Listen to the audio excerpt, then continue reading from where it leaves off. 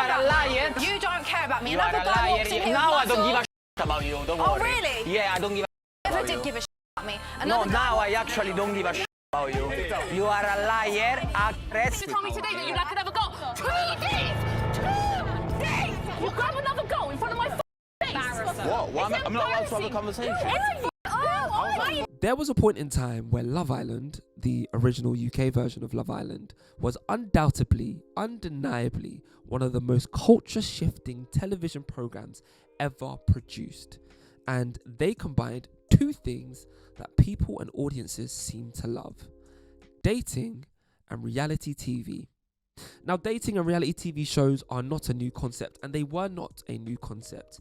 In fact, there was an original Love Island on ITV all the way back in 2005, and it got cancelled after a second season, but it's very clear to see that even back then, there was always an appetite for a show like this. Then you had your Geordie Shores of the world, you had your Made in Chelseas of the world, you had your Towies of the world, but something shifted in the water like Tyler when Love Island hit our screens all the way back in 2015. It was fun, it was hot, it was sexy, it was a brand new TV show that was almost like a mirror being held up to society and reflecting the ever-evolving and the ever-changing ways in which young British people were now dating.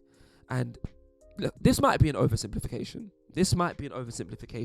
But what they basically did, they took the concept of Tinder and created a TV show out of it. And what followed after, in my opinion, was simply revolutionary. I don't think you understand. I would legitimately wait till 9 p.m. every single day so that I could get my hourly, daily fix of Love Island. Because if you missed just one singular day, if you missed one episode, it was like the equivalent of going to bed at 8 p.m. and then at 8:01 your group chat starts popping off, thousands of messages happening overnight, and you wake up and you now have to scramble to catch up and figure out what happened. That's what Love Island was for me. In the mid to late 2010s, there is a case and there is an argument to be made that Love Island in fact became British youth culture, because the cultural impact of this television program cannot be understated. From the linguistics used to the lexicon introduced, I feel like I might be developing the ick. to the way that young people dressed and to the way that they socialized, Love Island was the crown jewel in British television, especially at a time where more and more young audiences were switching away from traditional media and were switching their attentions to short form content, to TikTok, to YouTube, to the online influencer space. That was what was stealing a lot of young people's attention. But we are in the year 2025 and the world has shifted, the world has changed, and Love Island is no longer what it once was. In fact, Love Island has kind of just stayed the same, other than changing the hosts every so often and then randomly popping up in South Africa every winter. Love Island as a show has not evolved, and as a result of that, its popularity has fallen off a cliff. It has taken a nosedive, and I just feel like people don't care anymore. So what happened? Hello, my name is Ore. I am a broadcaster, presenter, cultural commentator, and all-round creative idiot. And welcome back to another episode of Small Talk. This is where I sit in my bed and I dissect the world of music, sport, entertainment, current affairs, popular culture, and everything in between, but aim to dig that little bit deeper than beneath the surface. As we've established, Love Island at its peak was massive. It was a cultural phenomenon, and I'm going to tell you my age. I'm not that old, but to some people I might be old. I'm 29, and I grew up watching way too much television. In fact, far too much television. There are a lot of shows I probably shouldn't have been watching at the tender age of 9, but that's a whole nother conversation. When I think about it, in my mind, I can only think of 3 British TV shows since the turn of the millennium that have had major cultural impact. 1, OG Big Brother with Davina McCall, nothing will ever beat that iteration of Big Brother. That is one of one. 2, The X Factor. And 3, Love Island. There is a reason why each of the shows that I've just mentioned have had over 10 seasons and have had international versions created. But 2 of those shows at different stages have come to an end. And in my opinion, it might just be time for the third one to follow suit. Okay, so let's get into the first reason as to why I think that Love Island as a show has fallen off. And that first reason, as I mentioned earlier, is lack of evolution. If you watch one episode of Love Island, you've essentially watched them all. If you have watched one singular episode of Love Island, you have essentially watched them all, because it's the same thing year on year, over and over and over and over and over again. Collectively, we are bored. We are all bored because we go into each season knowing exactly how the season ahead is going to play out. And I swear to God, if I see just one more square-headed, light-skinned, semi-pro football playing brother, I'm gonna lose my shit. I'm gonna lose it. Because these guys, they have become a genre in itself. There is probably a factory somewhere in England, most likely Essex. There is a factory somewhere in England that constantly churns out and creates these brothers and drops them in the Isle of Mallorca and South Africa every single year, and it's enough. It is enough. We are tired. But therein lies the problem. The very fact that we as the audience already know that there is a high possibility that one of these square-headed light-skinned brothers will likely end up on the show at some point in the season tells us that we already know what's going to happen. The shock value, the element of surprise has been stripped away from us, and they are just reheating the same nachos over and over and over again. You know what? Light-skinned brothers aside, I could legitimately sit here and tell you the exact types of people that you will see on this show. Number 1, somebody with veneers. Without fail, man or woman, every single year, there is somebody with keyboard teeth. Not laptop keyboard, piano keyboard teeth. Number 2, there's always a Welsh guy. What's that about? There's always just one guy from Wales every single year. Listen, I'm here for representation. I'm here for the home nations being represented. But Wales, every year you must send a guy to Love Island like it's Eurovision. Number 3, there is a dark-skinned brother that loves white women. Number 4, there is a white woman that loves a dark-skinned brother. We'll talk about that a little bit later. Number 5, there is a girl in the villa that is only there in the hopes and the aim of becoming a PLT brand ambassador. Number 6, I think that's number 6. I can't count. Number 6, there is a dark-skinned woman that will get zero attention and is made to feel less than because a show like Love Island perpetuates and reflects the wider societal issue of colorism and desirability politics. But we neither have the time or the energy to discuss that on this particular episode, but we will do at a later date. That I can guarantee you for sure. And there are many other tried and tired tropes when it comes to Love Island. And in my opinion, I kind of find it insulting to us, the audience.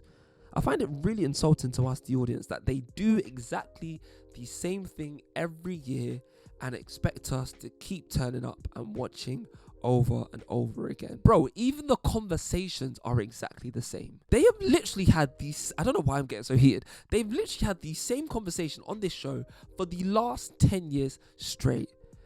If I had a shot for every single time I heard one of the following conversations. What's your type on paper? Can I pull you for a chat? Are you closed off? I'm keeping my options open. Tall, dark and handsome. And it's just a white guy with tan. I'm here to ruffle feathers. Let's see what's going to happen in Casa and more. If I had a shot for every single time I heard a conversation like that on that show, Love Island, I would be drunker than Paul Gascoigne on a regular Tuesday night out in Newcastle. It's nauseating. I can quite literally feel my IQ reducing to single-digit numbers the more and more I watch this show. So you can kind of understand why audiences are switching off and checking out, and those that do continue watching, they don't watch because they are genuinely interested. Well, some of them do, but they kind of just watch out of habit. It's on every summer, it's on every winter. You kind of just watch it because it's there. So there's no genuine intrigue and interest anymore. And look, I do appreciate the fact that it is very hard to change a format that has proven to be incredibly successful and incredibly lucrative. You always hear people say, if it's not broke, don't try and fix it.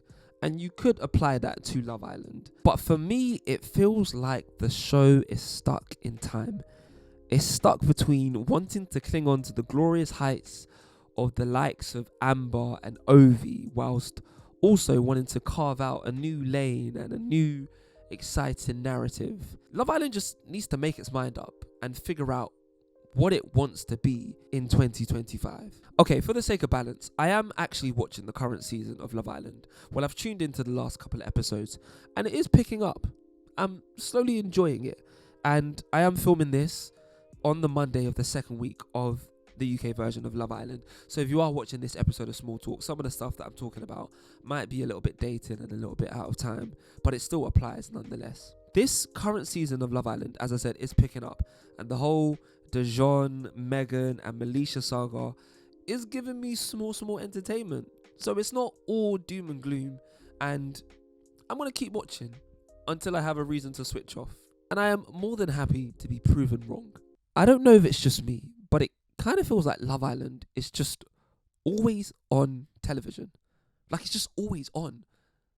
And that's because now it kind of is. I'm reminiscing about the summer of 2018. Because that summer, that was one for the books. It was the summer where we had the World Cup and Love Island on at the exact same time. And we haven't seen a combination like that since Will Smith's right hand connected with the left side of Chris Rock's cheek. Don't be dirty. Don't make it disgusting. His face. Love Island used to be a singular series, but now we have Summer Love Island, Winter Love Island, Love Island Games, Love Island USA, Love Island Australia, Love Island All Stars. And I want to say this now. Oh, I have time today. Love Island All Stars is categorically, without a shadow of a doubt in my mind, the worst concept ever created for a TV show. I don't know if that's grammatically correct English. Even that sentence doesn't feel right. But that show, oh my God, it's so bad. Oh my God, it was so smelly. It stunk. The stench was foul. Oh, brother. Ugh. Love Island All Stars brought back former Love Islanders for a second shot at finding love. And honestly, it was a painful watch. Because none of them really wanted to be there.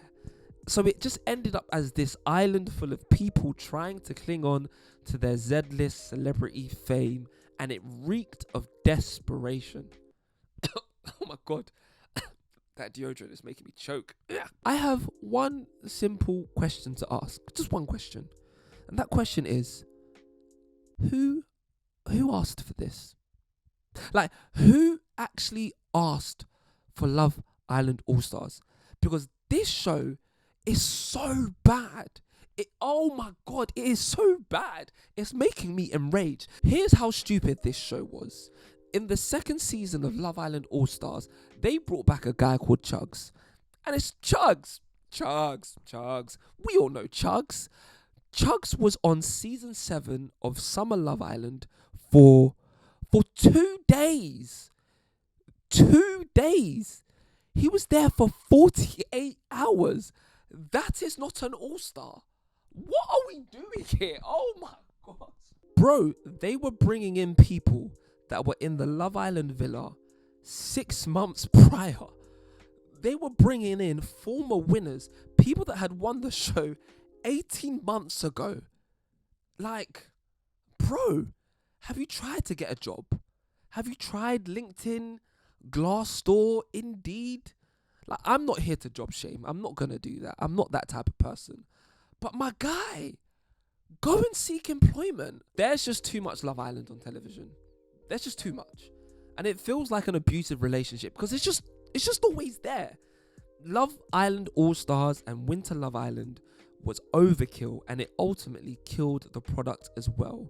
Summer Love Island runs from about June, July to roughly the middle of August.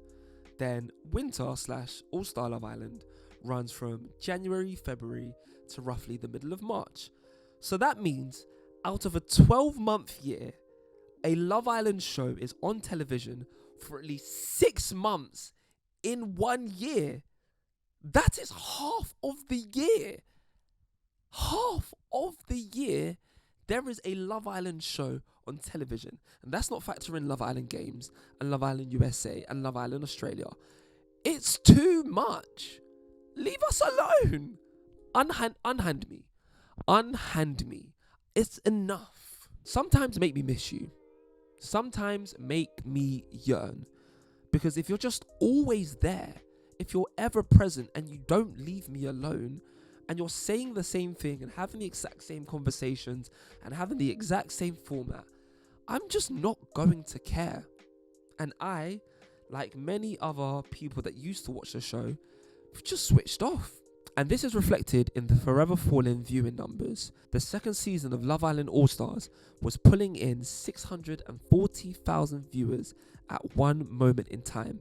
And in the grand scheme of things, for a live TV show, that's actually not that bad. That's not that bad, especially in 2025. But when you consider what Love Island once was, this was a show that was regularly pulling in upwards of 5 million viewers at one point in time. This fall from grace could have been avoided. Not that fall from grace. You get my drift. By the way, if you are enjoying this video, I would absolutely love for you to hit the subscribe button and to be a part of this forever growing community. As you can see, I'm a yapper. I love to yap. I'm even working up a sweat here. Oh my God. I'm a yapper. I love to yap. And I have loads of ideas, loads of videos lined up. And it would be a shame for you to miss out on them because you weren't subscribed. So hit the subscribe button. Hit the like button while you're here as well. Leave a comment and hit the notification bell so you know when I have uploaded another video. Okay, now back to yapping about Love Island. Another reason why Love Island has fallen off a cliff is because the word love in Love Island is basically there for decoration. The word love in Love Island is just there for garnishing. And do you know who I blame? I blame Molly May. Okay, I don't really blame her, but she is partly the reason why it's fallen off a cliff. Hear me out, right? Love Islanders and contestants, or whatever they call themselves, they aren't going onto this show for love anymore. They're not going on the show for love anymore. Half of them are there on the island in an attempt to build up their following and to potentially and hopefully come out of the villa and get a PLT Boohoo Man sponsorship at the end of it. We as the audience, we're not stupid. Like, we're not dumb. We know what the playbook is by now, because the Love Island to fast fashion brand ambassador pipeline is so boring. Come on, guys. Come on, Chelsea. Come on, Chelsea. It's boring. We've seen it over and over again. Okay, once again, for the sake of balance, Love Island are now sponsored by eBay. And they have made attempts to promote pre-loved items that are secondhand, that have been previously owned, and they are promoting recycling and wearing these clothes again. And we can't ignore the fact that they are making an attempt to change the narrative around the show. But I want to say, is that enough? Is that enough? Are you just ticking a box? Are you just saying that you're doing that for the sake of doing that? Or are you genuinely caring about the environment? Because I still watch the show And it's very, very clear that most of the islanders that go on this show are there with ulterior motives. And because of those ulterior motives, it's made it a very hard watch, because a lot of them are playing the game of Love Island and not actively participating in it. Like, yeah, obviously you're going to go on Love Island in the hopes of staying in the villa for as long as possible and hopefully getting as much screen time as you can. But deep down inside, deep down in your heart of hearts, you know that you don't really like the person that you're coupled up with. And we know it as well. You know it, the other islanders know it, the producers know it. So we're all in on this act of pretending. And hey, listen, I can't knock the hustle. Get your money whatever way you can. But you've ruined the show. You've diluted the product. So thank you. Maybe I'm the problem. I said it earlier. Maybe it's me. Hi, I'm the problem. It's me. I think that's what Taylor said. Maybe I'm the problem. Maybe my expectations are just way too high. As I said, I grew up watching a lot of TV. I grew up watching Big Brother. I shouldn't have been watching Big Brother at age 9. Because I remember Makosi in the pool. I still want to know what she was doing in that pool. But I'm pretty sure she was doing... I still remember Nikki Graham with her infamous line.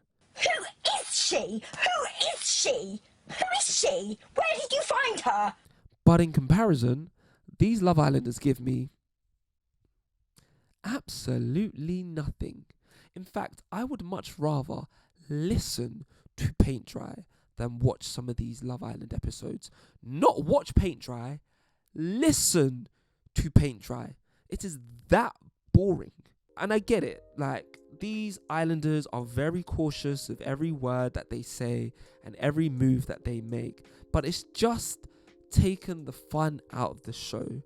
Everyone that goes on it is afraid to say the wrong thing and to show just a little tiny bit of personality because there might be potential backlash online. At least in the earlier versions of Love Island, they created popular personalities that went on to have careers and lifespans outside of the villas. We're talking the Ovies of the world, the Ambers of the world, the Molly Mays, the Maura Higgins, the India Polaks, even Josh Denzel. Josh Denzel is absolutely killing the world of sports media. But who do we have now? Chugs. Chugs. We all know Chugs. All we have left now is Chugs. Okay, so this video has taken me so long to record. It's now turning dark outside. And it's now 9 p.m, meaning Love Island is now on TV. So I am looking over into the distance, watching Love Island as I talk about Love Island, which is perfect timing. But what I was saying was, you can now see how all of these reasons are compounding as to why I feel like Love Island as a show has fallen off. And I haven't even had a chance to get into the main reason as to why I feel like this show no longer connects like it once did. I want to take you back to the year 2020. And it was a year that changed the world forever. Like, bro, we lived through a global pandemic. Like, I don't feel like it's fully registered in our minds what it was that we lived through. As in, the entire planet, the entire world was brought to a standstill because of one singular virus. And to be fair, this is not for this particular video. I am writing a separate video essay about why I think we haven't quite mentally recovered from the traumas of COVID, but it is very important to talk about the year 2020. Then we throw into the mix the murder of George Floyd. We throw into the mix the Black Lives Matter movement. We add in the Me Too movement.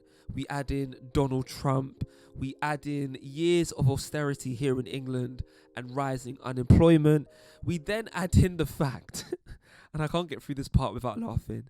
We add in the fact that a lettuce lasted longer than Liz Truss as Prime Minister. And we got to a point in time where you could no longer bury your head in the sand and ignore some of the very serious issues and some of the very serious things happening in society at the time. And I'm going to stop you right there because I know exactly what you're thinking as you're listening to me speak. I know what you're thinking. You are thinking, what has any of this got to do with Love Island? Well, at the time when Love Island was blowing up, as a society, we were very much deeply in the era of curated Instagram perfection. And this perfection was reflected in the very subtle messaging that was presented on the show.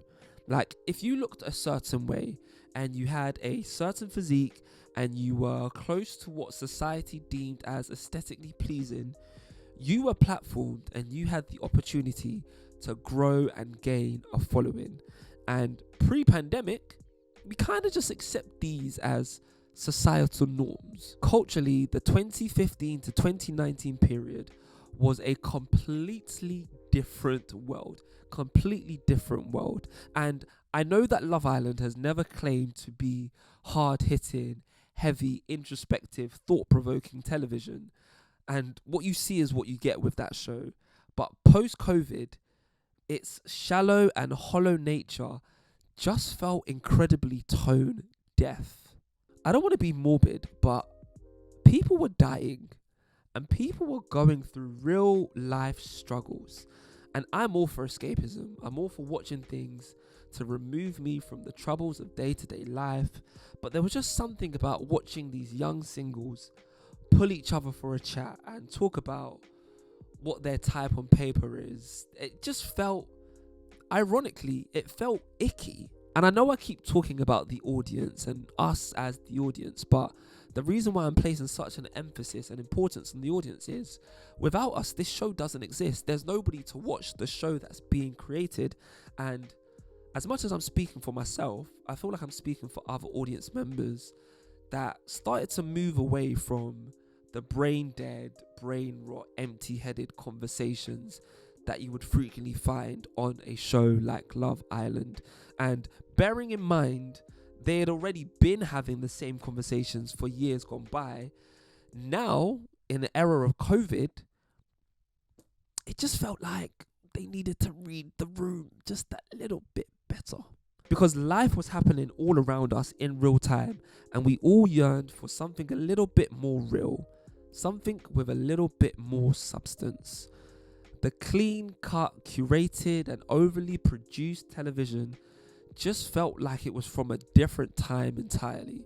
It's one of the reasons why a show like The Traitors has been an overwhelming success, because that show platformed everyday people from all walks of life, and it was able to tap into the raw emotion and the unpredictability and chaos of everyday life, whilst also creating a gripping show format at the same time. And for me, Traitors is my favourite thing on television right now.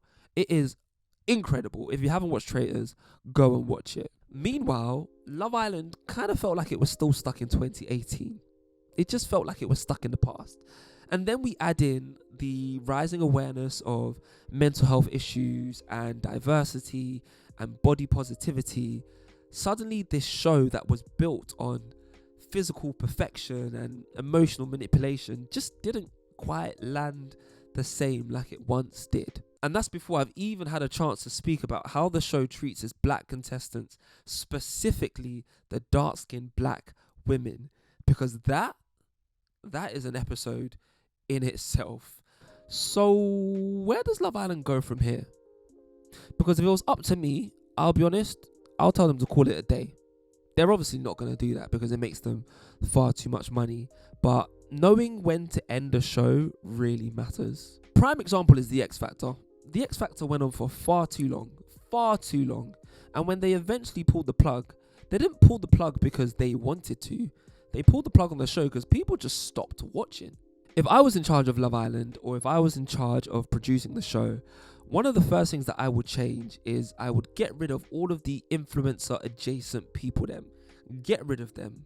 And I would change the way that the show is cast, because we want real people with real jobs, with real experiences and real backgrounds. I'm not saying that they need to reinvent the wheel and rip it up and start from zero. I'm just saying, give us a little bit more depth. Because dating is actually quite messy, and reflecting that in the show would only benefit the show experience and the people in the villa. And showing the messiness of dating in an authentic way and letting us see the more emotional side of the contestants just makes the show a better experience. While we're here, bring back the smoking area. Bring it back. Let the islanders drink just a little bit more. An extra glass of rosé won't do any harm, just a tiny bit. And another thing that we need to bring back are the fun elements of social media, because I miss the days where the family members and the friends would take over the account of the islanders and tweet on their behalf, because it just added to the experience and further added to the chaos around the show. Granted, I know why they took it away, because of mental health reasons, but surely there is a way that they can revive it without putting anyone in harm's way. The whole experience of watching live TV and live content has changed. You've only got to look at iShow Speed and Kai Cenat. We as audiences, we want to comment on things as they are happening in real time, and to be able to connect with the Islanders family members, it sounds weird, just further adds to the fun element of the show. And at the end of the day, make us part of the show. We're the audience. Don't leave us isolated on an island. No pun intended. Love Island was a one-of-one show, and nothing will ever beat that 2016 to 2019 period of Love Island. It will remain undefeated for years to come. And I am going to dip my toe in and out of the current season, not because I particularly care, but as I said, it's just a routine, so I might as well. And the final thing I'm going to say is this: make Love Island great again. Make Love Island great again. Boy, this episode was stressful. Bare things happened in the background, but we made it. We made it. Thank you for your eyes. Thank you for your ears. Thank you for your attention. Thank you for engaging. I really do appreciate it. If you liked it, do leave a like on the video. Let me know your thoughts in the comments, and of course subscribe so you can see when I upload the next one. I'm off to eat. I'm hot. I probably shouldn't do that. I'm going to get demonetized. I'll see you on the next one. Bye.